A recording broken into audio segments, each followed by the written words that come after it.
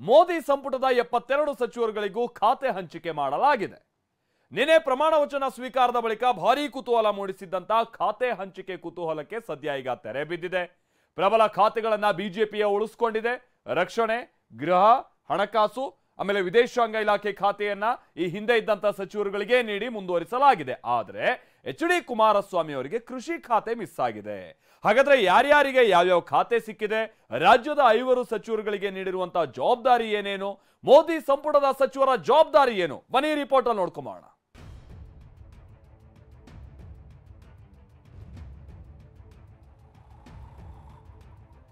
ಮೋದಿ 3ನೇ ಯುಗ ಆರಂಭ. ಸಂಪುಟದ ಸಚಿವರಿಗೆ ಖಾತೆ ಹಂಚಿಕೆ.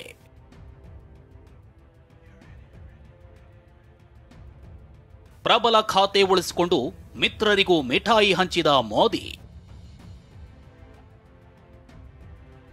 ಜೋಶಿ ಆಹಾರ, ಎಚ್ಡಿಕೆ ಉಕ್ಕು, ಸೋಮಣ್ಣಗೆ ರೈಲ್ವೆ ರಾಜ್ಯ ಖಾತೆ.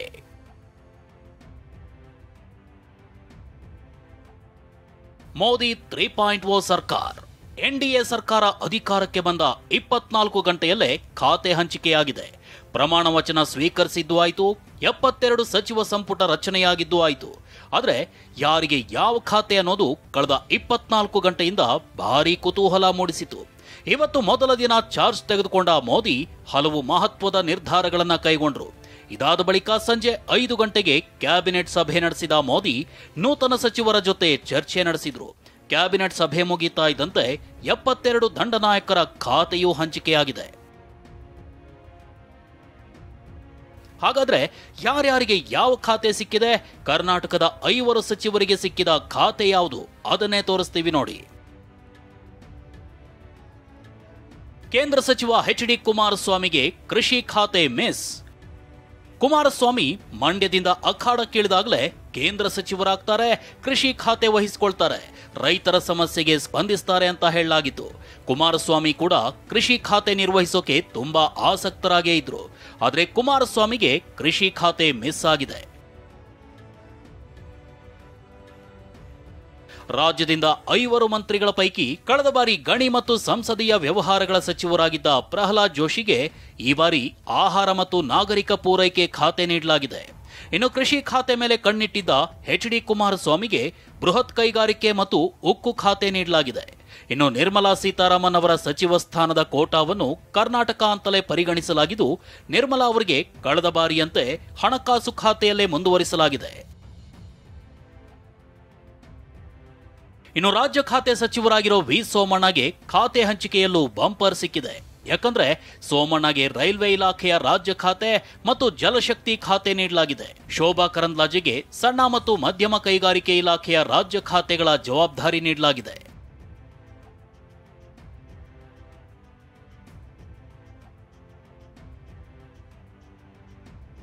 ಇನ್ನು ಮೋದಿ ಸಂಪುಟದ ಘಟಾನುಘಟಿ ನಾಯಕರಿಗೆ ಯಾವ್ಯಾವ ಖಾತೆ ಹಂಚಿಕೆ ಮಾಡಲಾಗಿದೆ ಅಂತ ನೋಡೋದಾದ್ರೆ,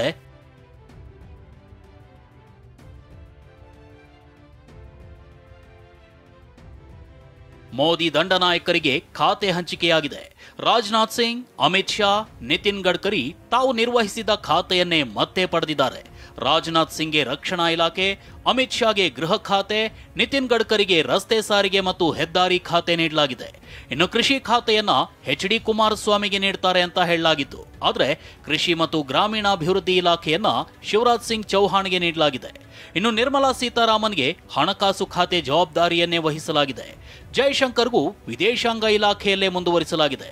ಇನ್ನು ಕಳೆದ ಬಾರಿ ಪ್ರಹ್ಲಾದ್ ಜೋಶಿ ನಿರ್ವಹಿಸಿದ್ದ ಸಂಸದೀಯ ವ್ಯವಹಾರ ಖಾತೆಯನ್ನ ಕಿರಣ್ ರಿಜಿಜುಗೆ ನೀಡಲಾಗಿದೆ. ಪ್ರಹ್ಲಾದ್ ಜೋಶಿಗೆ ಆಹಾರ ಮತ್ತು ನಾಗರಿಕ ಪೂರೈಕೆ ಜವಾಬ್ದಾರಿ ವಹಿಸಲಾಗಿದೆ. ಇನ್ನು ಭೂಪೇಂದ್ರ ಯಾದವ್ ಪರಿಸರ ಇಲಾಖೆ ಸಚಿವರಾಗಿ ಕಾರ್ಯನಿರ್ವಹಿಸಲಿದ್ದಾರೆ.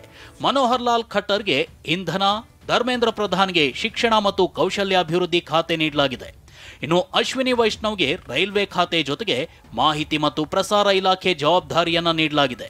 ಜಿತನ್ ರಾಮ್ ಮಾಂಜಿ ಅವರಿಗೆ ಸಣ್ಣ ಮತ್ತು ಮಧ್ಯಮ ಕೈಗಾರಿಕೆ, ಸಿಆರ್ ಪಾಟೀಲ್ಗೆ ಜಲಶಕ್ತಿ, ಗಜೇಂದ್ರ ಸಿಂಗ್ ಶೇಖಾವತ್ ಅವರಿಗೆ ಸಂಸ್ಕೃತ ಇಲಾಖೆ ಖಾತೆ ನೀಡಲಾಗಿದೆ. ಇನ್ನು ಚಿರಾಗ್ ಪಾಸ್ವಾನ್ಗೆ ಆಹಾರ ಸಂಸ್ಕರಣಾ, ಜೆಪಿ ನಡ್ಡಾಗೆ ಆರೋಗ್ಯ, ಎಚ್.ಡಿ. ಕುಮಾರಸ್ವಾಮಿಗೆ ಬೃಹತ್ ಕೈಗಾರಿಕೆ ಮತ್ತು ಉಕ್ಕು ಖಾತೆ ವಹಿಸಲಾಗಿದೆ. ರಾಮ್ ಮೋಹನ್ ನಾಯ್ಡು ಅವರಿಗೆ ನಾಗರಿಕ ವಿಮಾನಯಾನ, ಅನ್ನಪೂರ್ಣಾದೇವಿ ಅವರಿಗೆ ಮಹಿಳಾ ಮತ್ತು ಮಕ್ಕಳ ಕಲ್ಯಾಣ ಇಲಾಖೆ, ಮನ್ಸುಖ್ ಮಾಂಡವೀಯ ಕಾರ್ಮಿಕ ಸಚಿವರಾಗಿ ಕರ್ತವ್ಯ ನಿರ್ವಹಿಸಲಿದ್ದಾರೆ. ಪಿಯೂಷ್ ಗೋಯಲ್ಗೆ ವಾಣಿಜ್ಯ ಮತ್ತು ಕೈಗಾರಿಕೆ ಖಾತೆ ನೀಡಲಾಗಿದ್ದು, ಜೆಡಿಯು ಪಕ್ಷದ ಲಾಲನ್ ಸಿಂಗ್ಗೆ ಪಂಚಾಯತ್ ರಾಜ್ ಮತ್ತು ಮೀನುಗಾರಿಕೆ, ಸರ್ಬಾನಂದ ಸೋನೋವಾಲ್ಗೆ ಬಂದರು ಮತ್ತು ಹಡಗು ಖಾತೆ ವಹಿಸಲಾಗಿದೆ. ಅಂತೆಯೇ ವೀರೇಂದ್ರ ಕುಮಾರ್ಗೆ ಸಾಮಾಜಿಕ ನ್ಯಾಯ ಮತ್ತು ಜೋಯಲ್ ಓಯಂ ಗಿರಿಜನ ಕಲ್ಯಾಣ ಸಚಿವರಾದರೆ ಗಿರಿರಾಜ್ ಸಿಂಗ್ ವಸತಿ ಸಚಿವರಾಗಿ ಕಾರ್ಯನಿರ್ವಹಿಸಲಿದ್ದಾರೆ. ಹಾಗೆಯೇ ಜ್ಯೋತಿರಾದಿತ್ಯ ಸಿಂಧಿಯಾಗೆ ದೂರ ಸಂಪರ್ಕ ಮತ್ತು ಈಶಾನ್ಯ ರಾಜ್ಯ ಅಭಿವೃದ್ಧಿ ಹೊಣೆ ಕೊಟ್ಟಿದ್ದಾರೆ. ಹರ್ದೀಪ್ ಸಿಂಗ್ ಪುರಿಗೆ ಪೆಟ್ರೋಲಿಯಂ, ಕಿಶನ್ ರೆಡ್ಡಿ ಅವರಿಗೆ ಕಲ್ಲಿದ್ದಲು ಮತ್ತು ಗಣಿ ಖಾತೆ ನಿರ್ವಹಣೆ ಜವಾಬ್ದಾರಿ ನೀಡಲಾಗಿದೆ.